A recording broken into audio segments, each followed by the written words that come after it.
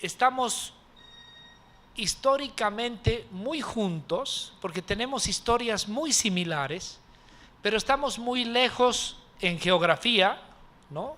Ustedes muy pegados aquí al norte, a Norteamérica,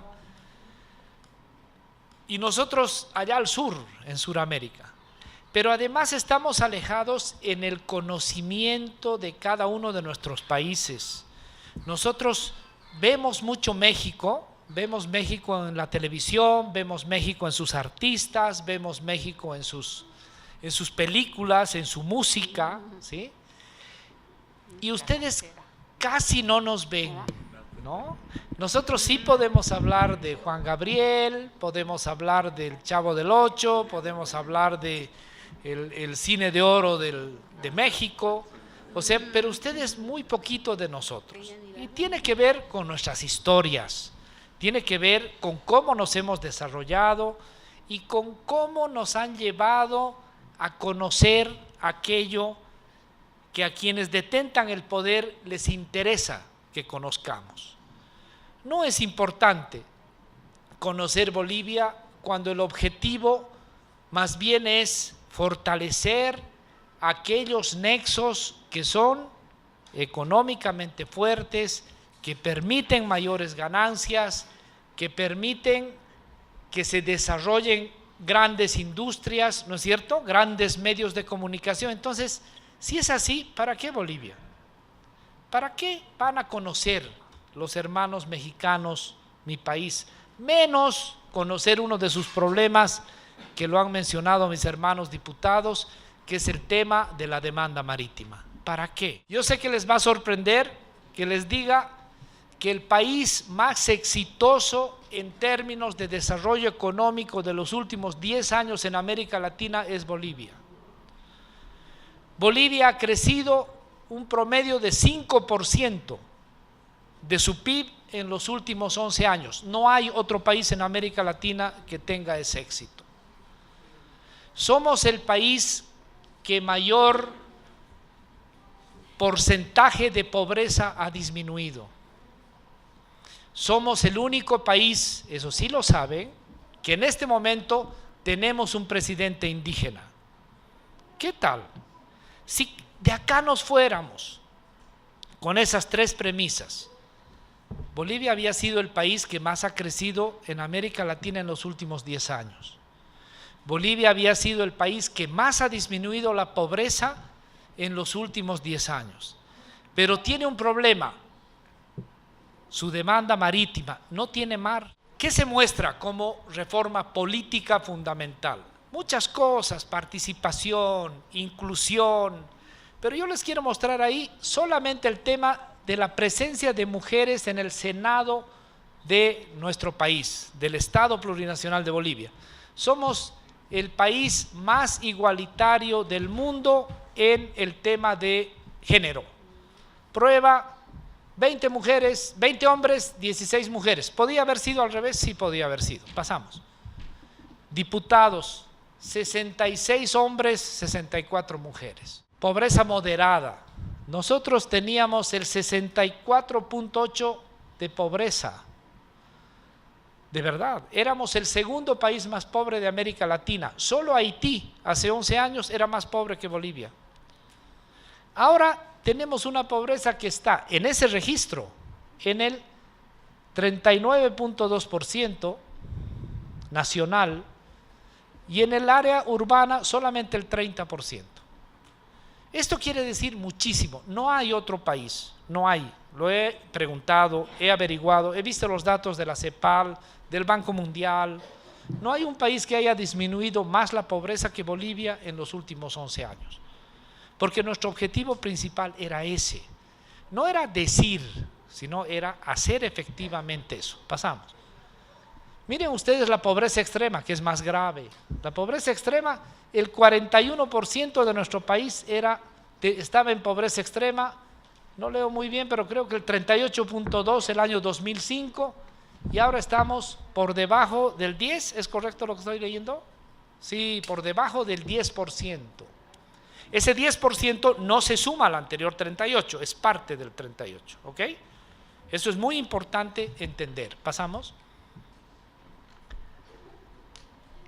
Y si disminuimos la pobreza, hay dos formas de hacerlo. Para que se muestre esos porcentajes, lo que podemos hacer es hacer que crezca, entre comillas, el país, pero en realidad crecen los que tienen más plata, no los que tienen menos plata. El crecimiento aparece como crecimiento del país, 5%. Felicidades, qué bien. Pero ¿quiénes crecieron 5%? Los que tienen posibilidades económicas. Por eso es importante el criterio de la desigualdad. Hemos hecho que crezca la gente que tiene menos posibilidades económicas. ¿De acuerdo? El 10% más rico tenía 128 veces más riqueza que el 10% del país. Ahora solamente eso ocurre con el 37%. Perdón, 37 veces. Antes 128 veces más. Ahora solamente 38 veces más. El crecimiento es fundamentalmente para la gente que necesita mejorar su nivel de vida. ¿Cómo se hace? Hay una medida sustancial, el salario mínimo nacional. Porque a partir del salario mínimo nacional se calcula todo el resto. Se calcula el ingreso, se calcula el tema de crédito, se calcula la capacidad de endeudamiento. Cuando hay un mejor salario hay mayor compra, por lo tanto quienes no tienen salario y producen más, pueden vender más, pueden también empezar a salir de la pobreza. Ahí están los datos. Bolivia tenía, ahí están en pesos bolivianos, yo les voy a decir en dólares. Bolivia el año 2005 tenía un salario mínimo de $60, otra vez de los más bajos de América Latina. Ahora estamos, ahí creo que pongo el dato hasta el año 2016, ¿es correcto? Sí, muy bien. Al año 2016, cuando hace el discurso el presidente, todavía no había habido el último aumento, ahora ya ha habido el último y estamos en cerca de $300. Americanos, norteamericanos, eran 60 y ahora estamos en cerca de 300. Salud, la inversión de Bolivia, la inversión del Estado boliviano, era de, ahí aparecen cerca de 2.400 millones de pesos bolivianos. Ahora estamos en cerca de 16.000. Pónganle números, estamos hablando de 5 veces más. Otra vez, ¿en qué se pone salud? En que se ha universalizado el servicio gratuito, se ha cuidado con mayor énfasis el tema de la infraestructura en salud. Nosotros tenemos grandes problemas en la seguridad social estatal. Yo voy a atender, tengo que hacer fila, tengo que ir muy tempranito, por si no, no me alcanza la ficha, porque distribuyen solo un número determinado de fichas al día. Logro la ficha al médico general. El médico general me dice, sí, pero usted tiene que ir al traumatólogo. Otra fila, ¿no? O sea, y luego ya el traumatólogo me trata y me dice, no, yo necesito necesariamente una radiografía. Otra fila, 3 días más, 4 días más. Creo que estoy haciendo una historia de América Latina, no solo de mi país. Bueno, hay que mejorar los servicios y la única manera de hacerlo es con inversión, ¿sí? Voy a darles el dato, yo no lo sabía, lo he escuchado hace 2 semanas. En Bolivia, cuando acabe el último proceso de construcción de hospitales, habremos puesto más camas de hospital. Sí saben la medida, ¿no? No se cuentan hospitales, 1 hospital, 2 hospitales, 3 hospitales, sino ¿cuántas camas tenemos? Habremos puesto más camas que en los últimos 10 años que en los anteriores 190 años de nuestro país. O sea, desde que hubo República de Bolivia, hubo un número de camas de hospital y ahora vamos a poner el doble, ¿sí? Pasamos, porque solo se entiende por la inversión. En educación lo mismo, invertíamos 3.000 millones de bolivianos, ahora estamos en 5 veces más, 6 veces más en ese tema. Estamos en 21.000, ¿no? Sí, pasamos. Miren ustedes ese cuadro, ese gráfico de la tasa de niños en edad de asistir a la escuela primaria. Somos el segundo país con menor deserción escolar. Los niños no dejan de ir a la escuela. ¿Cómo se hace eso? Hay que tener las escuelas, hay que tener los maestros, hay que tener la inversión, pero además hay que tener convicción de que esa es la única posibilidad de que esos chicos tengan posteriormente un futuro, ¿sí? ¿Qué hemos hecho? Hemos contratado a 10 PhDs en educación y a 40 magísters, maestros en este tema, y hemos abierto 43 universidades. No, mentira, no hemos hecho eso. Hemos hecho una cosa muy simple. Le hemos dado a cada niño un bono siempre y cuando termine la escuela. No al papá, sino al niño. Entonces ese niño va a la escuela y cuando su papá le quiere llevar o su mamá a otra actividad le dice no porque está defendiendo su bono. Otra vez, muy criticable el asunto. Yo he escuchado críticas muy serias de ese tema, pero ahí está, funciona. Éramos de los países que mayor deserción escolar teníamos por un problema muy sencillo, muy natural en mi país. Las comunidades indígenas asumen que su niño deja de ser niño, o sea, empieza a ser él mismo como persona el momento que trabaja. Eso quiere decir el momento que participa en las tareas de producción agrícola de la comunidad. Entonces, por lo tanto, ocurre que estudian hasta 8, 10, 11 años y salen y abandonan la escuela, porque empiezan a trabajar. Ahora hemos tratado de ir solucionando ese tema. ¿Cómo es que hemos logrado multiplicar por 5 la inversión en educación, la inversión en salud? ¿Cómo hemos multiplicado el salario mínimo de 6 por 4, 24, en 4 veces? Hemos cuadruplicado nuestro salario mínimo. Eso no se hace con sentido común, con grandes asesores, con grandes ministros, sino se hace con plata, ¿no? Con plata. Como sabemos, en la familia es así. Y eso hemos hecho a partir de una sola medida, que es la nacionalización de los hidrocarburos. El principal ingreso de Bolivia es la venta de gas natural. Le vendemos gas natural prácticamente a todos nuestros vecinos. Y ahora estamos empezando a exportar gas natural ya no solo a nuestros vecinos, sino a otros países por medio de un sistema que va en buques, en barcos. Nuestro primer país de exportador no vecino es El Salvador. Él nos está comprando las primeras partidas de gas natural. Si tuviéramos mar, si tuviéramos salida al mar, creceríamos aún más de lo que ustedes están viendo. ¿Sí? Pasa, por favor. Creceríamos aún más. ¿Sí? Tuvimos una guerra que nos quitó la salida al mar, ¿sí? Intereses ingleses, particularmente de Inglaterra, utilizando a los hermanos chilenos, nos privó de nuestro litoral. Y desde 1879, como bien lo ha dicho el diputado Martínez, nosotros dejamos de tener ese acceso. Creceríamos, se ha calculado, por lo menos 0.2 más en PIB cada año. Eso quiere decir, si crecemos 5, hubiéramos crecido 5.2%, ¿sí? Si tuviéramos acceso al mar.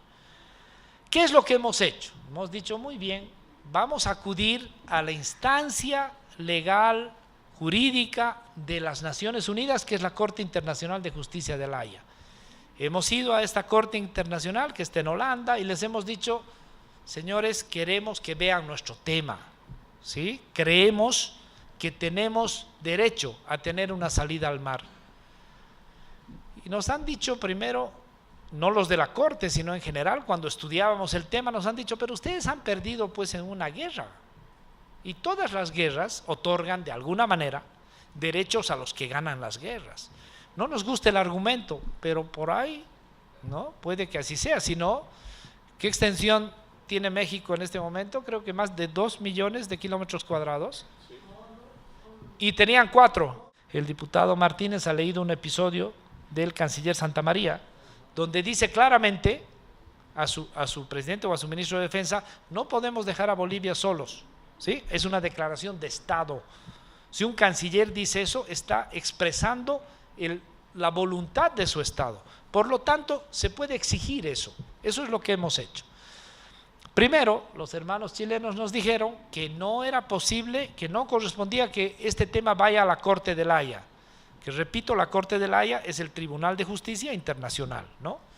Y ya hubo una primera votación donde la Corte se dijo a sí mismo, sí vamos a ver el tema de Bolivia. ¿Quiénes están de acuerdo en que la Corte vea el tema de Bolivia? 14 jueces levantaron la mano. ¿Quiénes no están de acuerdo? Solo 2. Esa fue una victoria muy importante que nos permitió mantener, ¿no es cierto?, esta iniciativa que hemos presentado a la Corte.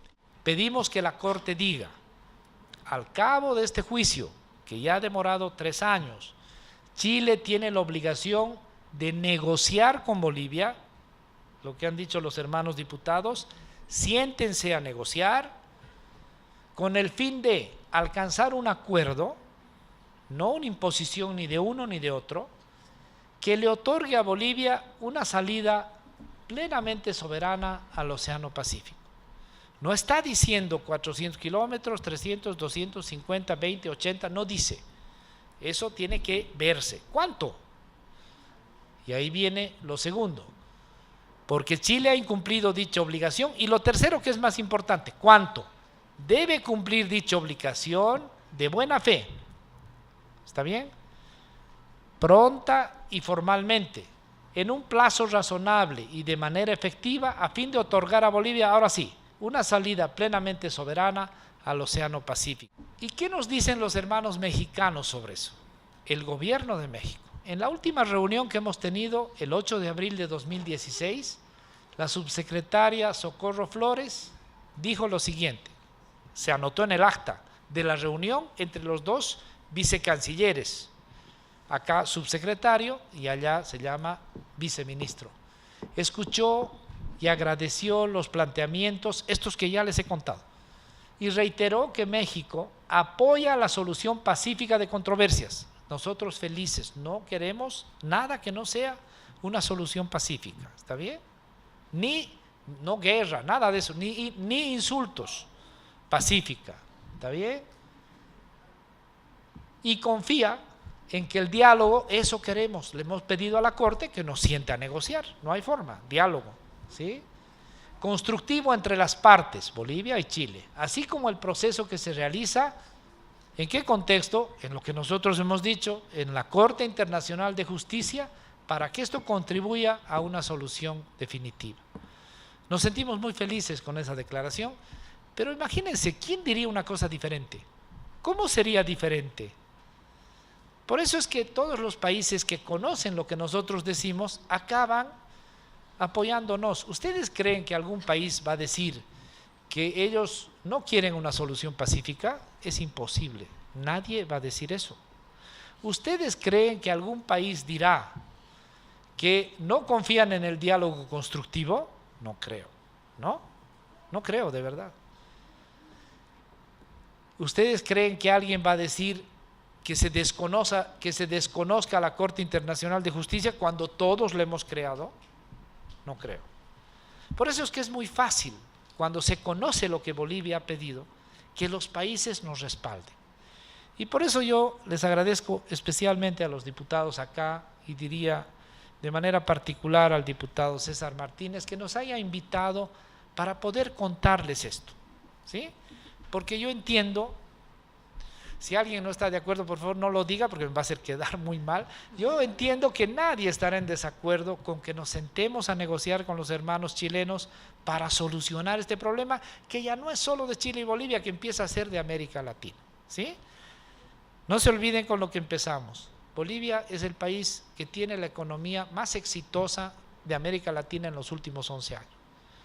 Que uno de sus indicadores, hay varios, es que somos el país que más ha reducido la pobreza en los últimos 11 años, pero que tienen un problema que debe solucionarse y es su demanda marítima. Eso es lo que he venido a compartir con ustedes. Gracias, diputados, gracias, hermanos.